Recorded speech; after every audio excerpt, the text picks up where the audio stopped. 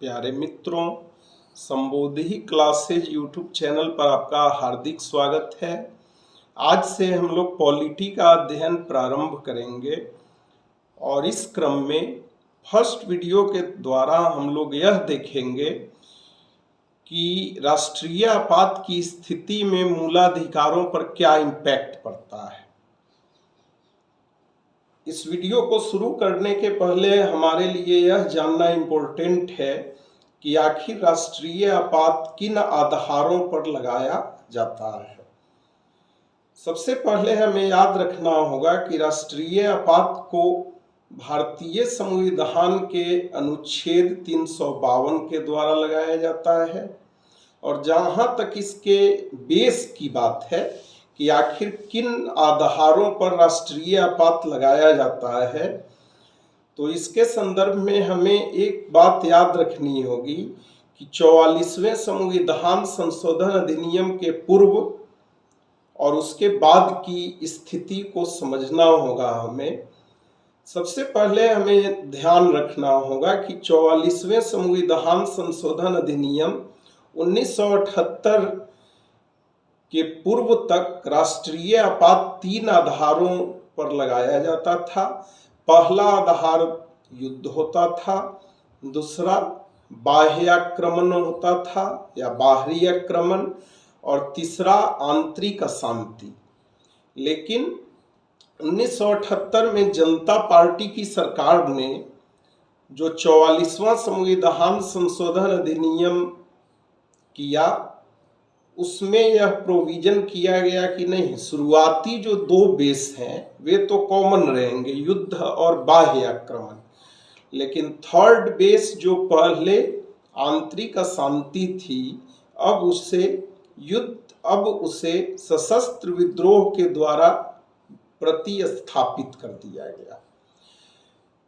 अब जहां तक मूलाधिकारों पर राष्ट्रीय आपात का क्या इम्पैक्ट पड़ता है इसकी बात है, तो इसके संदर्भ में हमें याद रखना होगा 2-3 चीजों को।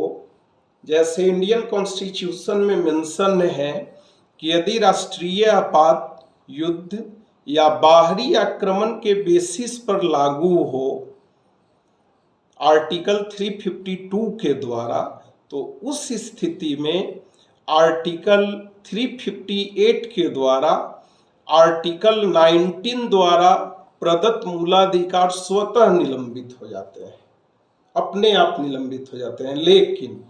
लेकिन यदि राष्ट्रीय आपात की घोषणा सशस्त्र विद्रोह के बेसिस पर हो, तो उस स्थिति में आर्टिकल 19 द्वारा प्रदान किए गए मूलाधिकारों का स्वतः निलंबन या अपने आप निलंबन नहीं होता है। इसी प्रकार से हमें यह भी याद रखना होगा कि जहां 44वें संशोधन के पूर्व स्थिति थी कि राष्ट्रपति राष्ट्रीय आपात की स्थिति में आर्टिकल 359 के थ्रू किसी भी मूलाधिकार को आर्टिकल 19 के अलावे किसी भी मूलाधिकार को निलंबित कर सकता था। लेकिन 44वें संविधान संशोधन में यह प्रोविजन किया गया कि नहीं,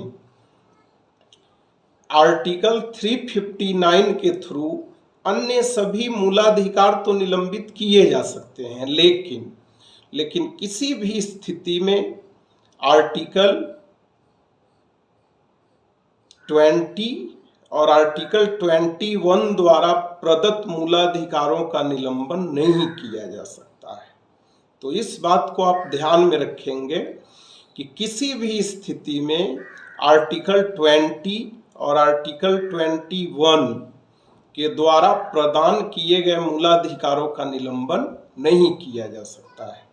इसी प्रकार आर्टिकल 34 में यह प्रोविजन किया गया है कि यदि संपूर्ण देश या किसी क्षेत्र विशेष में सैन्य कानून या मार्शल लॉ लागू हो, तो उस स्थिति में आम नागरिकों के फंडामेंटल राइट्स को निलंबित किया जा सकता है। तो प्यारे मित्रों, आज के क्लास में हमने राष्ट्रीय आपात की स्थिति में मूलाधिकारों पर पड़ने वाले प्रभाव को देखा। यदि आपको यह वीडियो पसंद आया हो तो प्लीज अपने इस YouTube चैनल संबोधि क्लासेज को सब्सक्राइब करें, वीडियो को लाइक करें और अपने मित्रों के बीच इसे शेयर करें। आप सबका बहुत बहुत धन्यवाद।